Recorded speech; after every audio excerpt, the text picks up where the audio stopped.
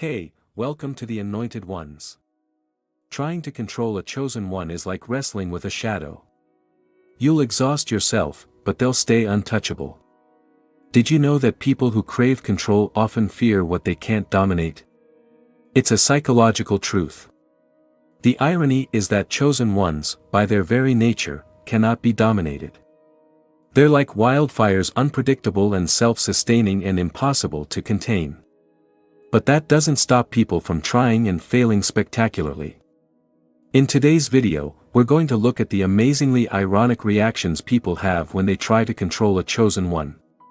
We'll see everything from emotional meltdowns to spiritual wake-ups. The fallout is entertaining and enlightening, but let's be real. If you've ever tried to cage a lion, only to find out the lion opened the cage for you, then you already know what's coming. Get ready, because this journey into the unshakable power of the chosen ones will be equal parts. If you've ever tried to cage a lion, only to find that the lion had already opened the cage for you, then you already know what's coming. Get ready, because this journey into the unshakable power of the chosen ones will be equal parts revelation and rude awakening. Let's dive in. At number 1, the silent resistance that feels deafening. Chosen ones don't fight control with loud arguments or dramatic rebellions. Instead, their defiance is quiet, deliberate, and unnervingly effective. It's the kind of silence that speaks louder than any words. So, there's this thing called the silent resistance, and it's kind of like a silent rebellion. It's not like the usual loud arguments or dramatic rebellions, but it's super effective. It's like a quiet resistance, you know. When someone tries to mess with them, the chosen ones don't waste time explaining themselves or justifying their actions. They just don't comply. It's like they're creating this tension that's almost tangible. Controllers expect resistance to be angry or confrontational, something they can push back against. But with chosen ones, there's nothing to push. Their stillness isn't passive. It's a form of power that unnerves even the most confident manipulators. The silence doesn't just reject control, it reflects it back to the person trying to wield it. Suddenly, the controller starts to doubt their own authority. They wonder why it's not working and why they feel like they're being evaluated. This quiet resistance is like an invisible force field that frustrates and confuses the controller, leaving them grasping for any kind of reaction that gives them the upper hand. But chosen ones have mastered the art of emotional neutrality. They don't flinch or budge, and that the controller is forced to face their own weakness and desperation. Chosen ones don't flinch, and that makes the controller feel like they're facing their own weakness and desperation. Chosen ones don't pretend or play a game, they're simply themselves. Their refusal to be controlled comes from an inner compass that doesn't need approval or validation from the controller. It's frustrating for the controller, but for the chosen one, it's just another day of being true to themselves. Number 2, unmasking manipulation with surgical precision. When someone tries to manipulate a chosen one, they're stepping into dangerous territory without even realizing it.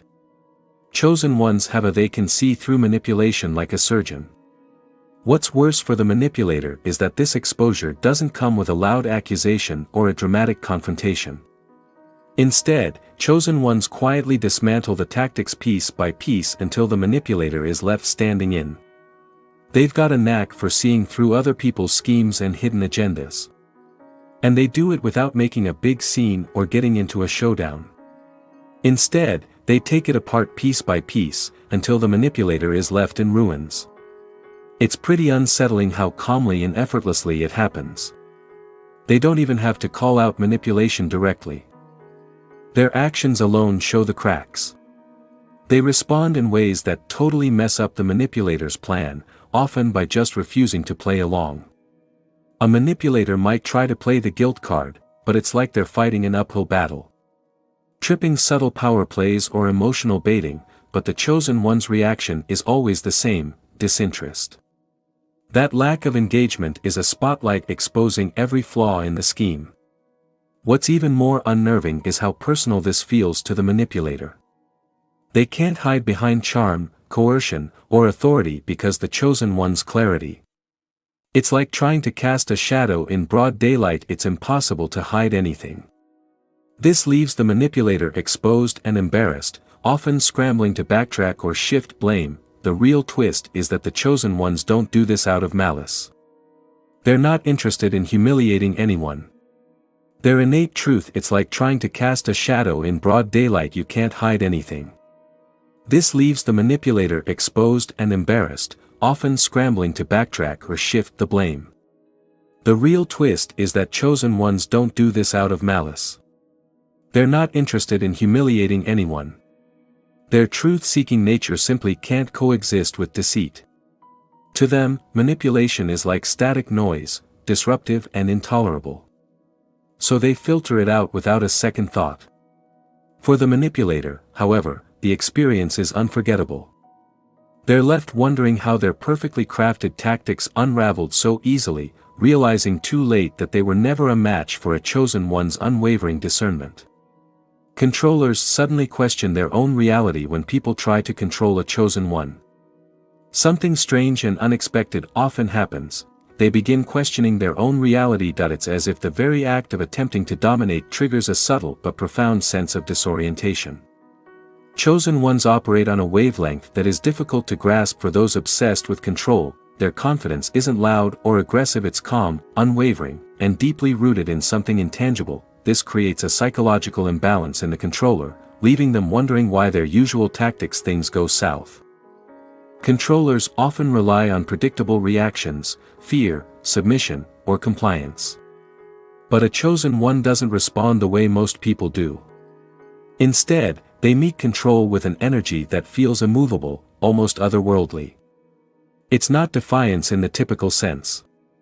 It's the kind of quiet confidence that says, "You have no power here." This unnerves the controller, forcing them to second-guess not just their approach, but their very perception of authority. This doubt only deepens the longer they try. Controllers often start projecting their own insecurities onto the chosen one. Thinking, "Why am I the one who feels out of control here?" The harder they push, the more they feel like they're slipping. It's like the chosen one has flipped the script without lifting a finger. It's not magic. It's the sheer strength of their authenticity and unshakable inner balance. Chosen ones don't do this deliberately. They simply embody a truth that cannot be overruled: a natural resistance to manipulation. This makes the controller feel powerless and exposed, as if the ground beneath them has shifted. They walk away questioning everything. How they see themselves, their relationships, and even the nature of control itself. Number 4, the energy drain effect. Trying to control a chosen one is not just a losing battle. It's an energy-sapping experience that leaves the controller utterly depleted. Chosen ones carry an energy that is deeply protected, almost as if surrounded by an invisible shield. This isn't just about emotional resilience. It's something far more profound. Their very presence seems to repel attempts at manipulation or control, and the effort required to push past this natural barrier quickly drains the would-be controller. Controllers often enter the situation thinking they've got the upper hand and that their usual tactics will work. But instead of bending the chosen one to their will, they find themselves, for no clear reason, tired. The harder they push, the heavier the weight becomes. It's like trying to push against an immovable force. Every ounce of effort rebounds back on them, leaving them feeling empty and confused. This exhaustion it's not just mental, it's spiritual. Chosen ones have an energy that's in sync with something greater, a divine force that seems to fortify them. Controllers who operate on lower vibrations, like fear, greed, or control, find themselves unable to sustain their usual games. Their energy gets drained just by coming into contact with a presence that's so pure, so unyielding that what's even more unsettling for the controller is how effortless this is for the chosen one. They don't fight back or retaliate. They don't even acknowledge the battle. Their energy naturally protects itself, reflecting negativity and draining those who try to force their way in. By the end, the controller feels like they've run a marathon uphill, only to realize they've gotten nowhere. It's a rude awakening that leaves them depleted, defeated, and questioning why they ever tried in the first place. When someone tries to control a chosen one doesn't fight back or get mad. They don't even acknowledge the conflict. Their energy naturally protects itself, reflecting negativity and draining those who try to force their way in. By the end, the controller feels like they've run a marathon uphill, only to realize they've gotten nowhere. It's a rude awakening that leaves them depleted, defeated, and questioning why they ever tried in the first place. When someone tries to control a chosen one, they quickly discover that guilt, fear, or dependency are powerless tools against them. Chosen ones possess an almost unsettling ability to cut ties instantly, without hesitation or regret. It's not cruelty, it's clarity. They see control for what it is, an attempt to undermine their freedom and authenticity.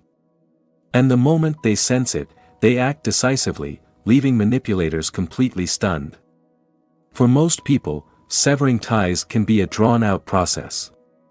Chosen ones are able to cut ties instantly, without hesitation or regret. They see control for what it is, an attempt to undermine their freedom and authenticity. The moment they sense it, they act decisively, leaving manipulators completely stunned. For most people, severing ties can be a drawn-out process, tangled with emotions and second-guessing. But not for chosen ones. They don't linger in toxic dynamics or wait around for explanations. The connection ends the moment it becomes a threat to their peace or purpose. It's as if they have an internal switch that flips, and once it's off for good. This brutal detachment catches controllers off guard. Guard because they're used to people clinging, pleading, or giving in to their tactics. What makes this disconnection so shocking is its finality. Chosen ones don't play games or leave the door open for future manipulation. Their departure isn't loud or dramatic, it's quiet, but absolute.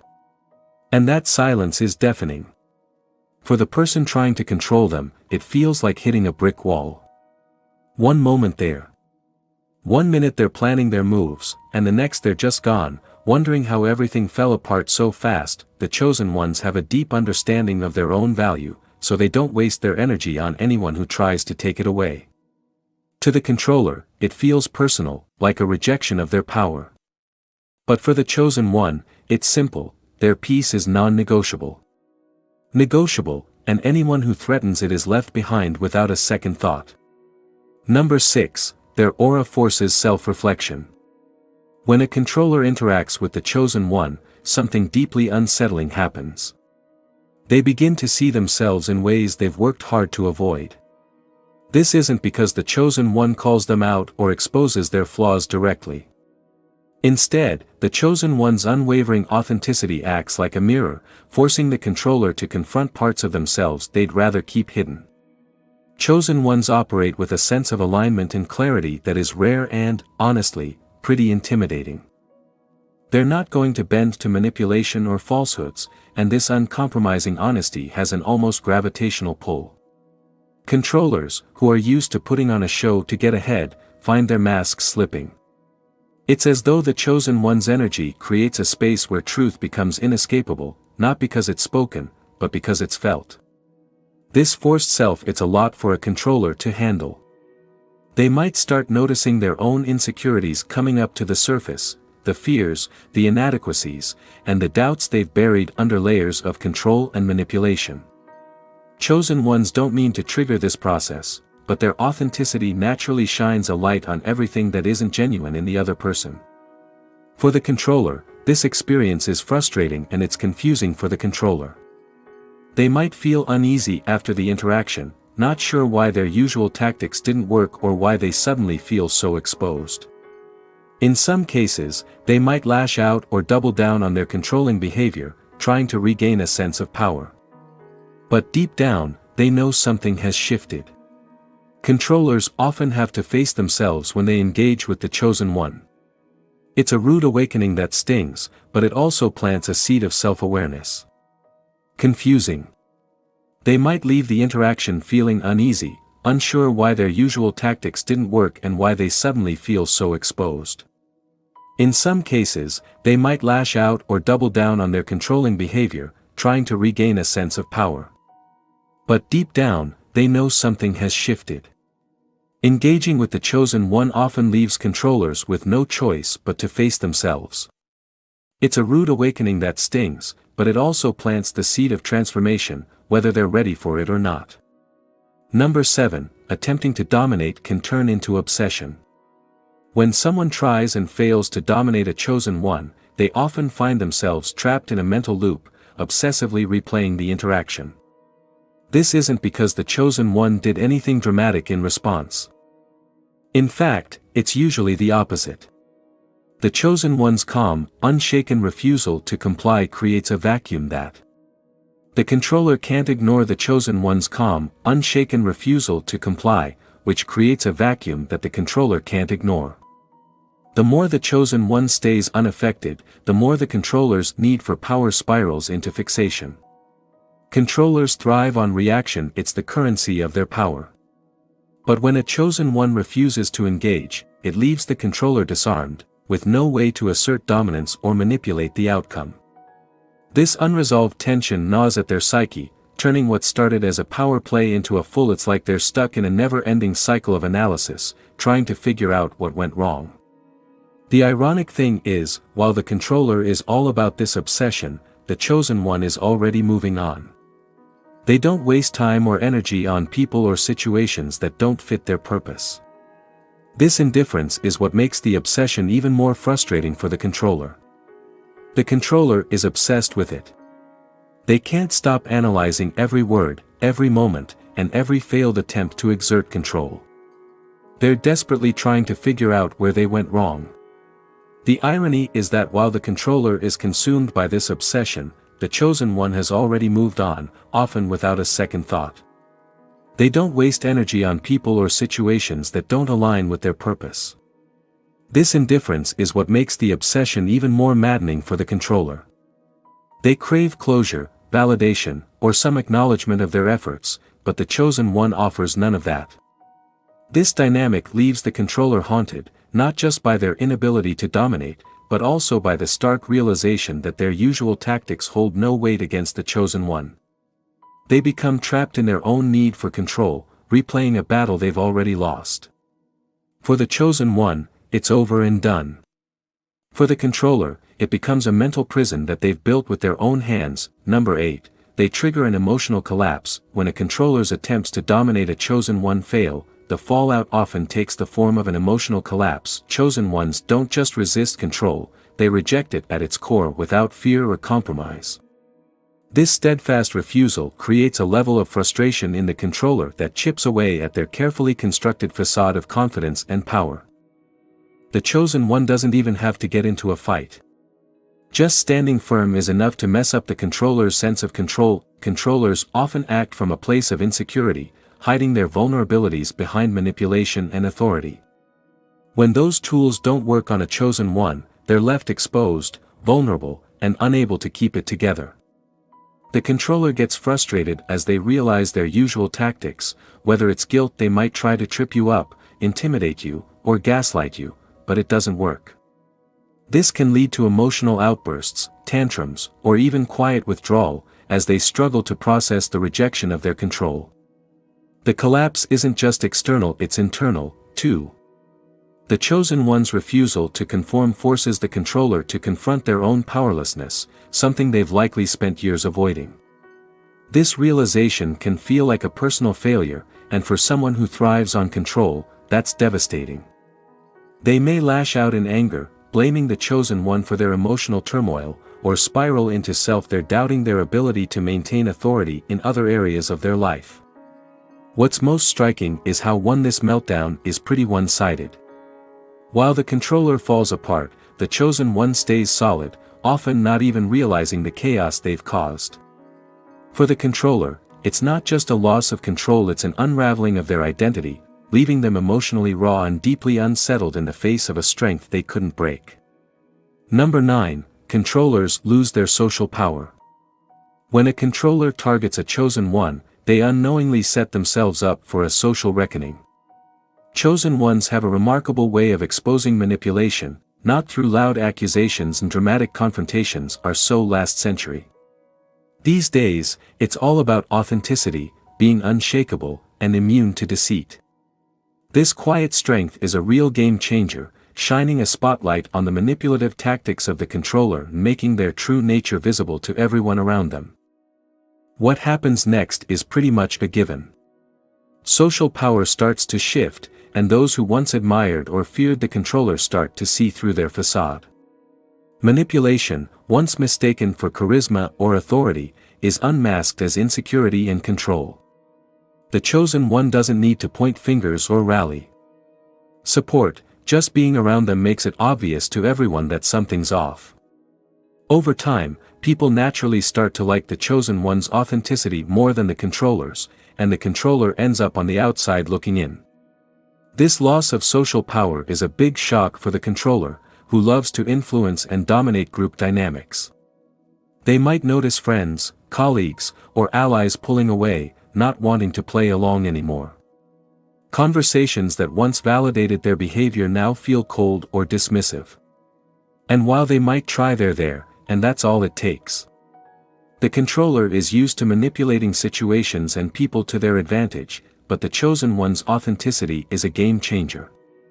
People naturally gravitate toward the chosen one's authenticity, leaving the controller increasingly isolated. This loss of social power is especially jarring for the controller, who thrives on their ability to influence and dominate group dynamics. They might notice friends, colleagues, or allies pulling away, no longer willing to be complicit in their games. Conversations that once validated their behavior now feel cold or dismissive. And while they might try to regain their footing through charm or coercion, it often backfires, reinforcing the impression of their manipulative nature. For the chosen one, this shift is not a victory, but a byproduct of their refusal to play along. They don't seek to humiliate or isolate anyone. They simply live in truth. But truth, when placed next to manipulation, exposes everything. In the end, the controller is left with a diminished circle and a bitter realization: their attempts to control not only failed, but also cost them the very influence they depended on. Number 10. When a controller can't control a chosen one, something powerful and undeniable happens. The chosen one's presence becomes unbearable. It's not because the chosen one is aggressive or confrontational. In fact, it's often the opposite. Their calm, unwavering authenticity creates such a strong and unyielding energy that it naturally exposes the controller's insecurity. The controller, who is used to manipulating situations and people to their advantage, finds themselves out of their depth. The more they try to assert control, the more their attempts seem futile, amplifying a tension that it's impossible to ignore the growing discomfort. It builds a kind of invisible barrier, and the controller may begin to feel physically uneasy. They feel like they're being seen for who they truly are, without the ability to hide behind their usual tactics. It's like the space between them and the chosen one is charged with an unspoken tension. Truth. It feels suffocating. They used to feel dominant, but now they feel diminished and exposed for their need to control and manipulate. The tension gets so thick that often, the controller has no choice but to retreat. They can't take the subtle yet powerful force that the chosen one exerts. The tension is so thick that the controller has no choice but to retreat. It's not an outward battle, it's a quiet internal collapse. The more they try to dominate or win over the chosen one, the more they feel drained, inferior, and out of sync with the energy around them. Eventually, they realize they can't coexist in the same space without feeling their own power erode. What's remarkable is it's not something you can see, but you can feel it. It's like a silent breakdown. The more they try to dominate or win over the chosen one, the more they feel drained, inferior, and out of sync with the energy around them. Eventually, they realize they can't coexist in the same space without feeling their own power erode. What's remarkable is that the chosen one doesn't need to lift a finger to make this happen.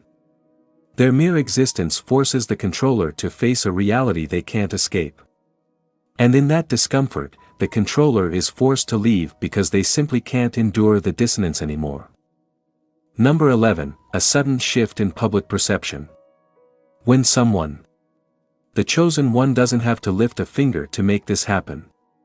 Their mere existence forces the controller to face a reality they can't escape. In that discomfort, the controller is forced to leave because they simply can't endure the dissonance anymore. Number 11, a sudden shift in public perception. When someone tries to control a chosen one, the results often go far beyond a simple failed power play. There's an almost immediate shift in the way others perceive the controller, as if the universe itself has a hand in exposing the imbalance. People, whether they realize it consciously or not, can sense when something's off. They can feel they sense the tension, the manipulation, and the unfairness of the situation. And even if there's no direct confrontation or words, the scales tip in favor of the chosen one, often without explanation. It's like an invisible force that defies logic or reason. The controller may have once been seen as charismatic, powerful, or influential, but now people are beginning to notice the cracks in the tension, the manipulation, and the unfairness of the situation. Sometimes, even if there's no direct confrontation or words exchanged, the scales tip in favor of the chosen one, often without explanation. It's like an invisible force that defies logic or reason. The controller may have once been seen as charismatic, powerful, or influential, but now people are beginning to notice the cracks in the facade. There's something about their actions that just doesn't sit right. Maybe it's their desperate attempts to maintain control, or the way they react to being challenged by the chosen one. Whatever the case, the perception begins to shift subtly but undeniably. What's fascinating is that the chosen one doesn't need to fight back or even speak out to make this shift happen. Their authenticity, and they don't even have to say much to make people see what they're all about. They're so strong and confident, and that makes everyone around them feel good. It's almost like the energy around the chosen one is contagious, making their reputation better and better. At the same time, the reputation of the controller is starting to go downhill. People start to move away from the controller, and those who used to support them might suddenly the chosen one's strength is obvious without them saying or doing anything. They have this natural alliance with the people around them. It's almost like the energy surrounding the chosen one is contagious. It makes their reputation better and the controller's reputation worse. People may start to distance themselves from the controller. Those who once sided with the controller might suddenly find themselves more inclined to support the chosen one. This shift is like a cosmic vindication. The controller is left stunned. They can't stop the narrative from changing because the universe's balance is changing itself. In the end, the chosen one stands tall and steady.